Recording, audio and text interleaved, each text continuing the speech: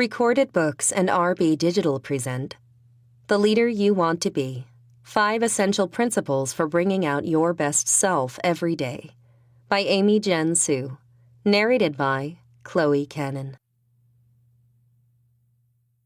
To my son, Jordan, and husband, Greg, our family reminds me of what it means to have life purpose and the motivation to be my best self every day. Thank you for the love, support, and joy you bring. Introduction. A Tale of Two Leaders. Which will you be?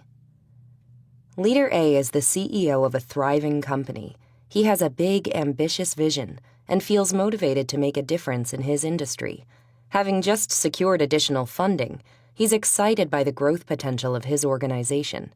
Today, Leader A has just come out of a meeting with a candidate for one of the most important positions he needs to fill on his leadership team. He's totally fired up from telling the story of the organization and sharing his vision for where the business will be in 5 years. After months of screening candidates, he feels like he might have finally found the right person. He gets home still feeling energized and enthusiastic. He's fully present at dinner with his family, and then after the kids are in bed, he gets back online for a productive hour that gives him a jump on the next day. Leader B is also the CEO of a thriving company. He too has vision, ambition, and the motivation to make a difference in his industry. Today, Leader B has just come out of a long day of back-to-back meetings. Despite all the time he put in, he feels totally frustrated by how little he accomplished. In one meeting, he got lost in the details, gave a knee-jerk reaction, and created an unnecessary fire drill for his team. At home, rather than listening to his wife and kids during dinner, he feels irritated and distracted by the urge to get back on his computer. A couple of times he checks email on his cell phone, and immediately after dinner he goes to his home office. After a few hours of work during which he feels like he's spinning his wheels, he collapses into bed, where he finds it difficult to fall asleep. While it might be tempting to applaud Leader A and disapprove of Leader B, the reality is Leader A and Leader B are the same person. Leader A and Leader B are representative of all of us. We've all had Leader A days when we felt especially effective, present, and satisfied with a job well done. When we're in Leader A mode, our energy and enthusiasm run high. We feel like we're making a difference, adding value, and having a positive impact. Our work feels meaningful, as if we're working not just to hit an external target, but to fulfill a deep sense of purpose. Even if some days are jam-packed, they are, as one leader recently described it to me, good busy days. On the other hand, we're all familiar with Leader B mode. When Leader B has taken over, we may feel rushed, reactive, overwhelmed, or exhausted, or all of the above. We may feel like we're having little or no impact, or that no matter how much effort we expend, we're not moving the needle.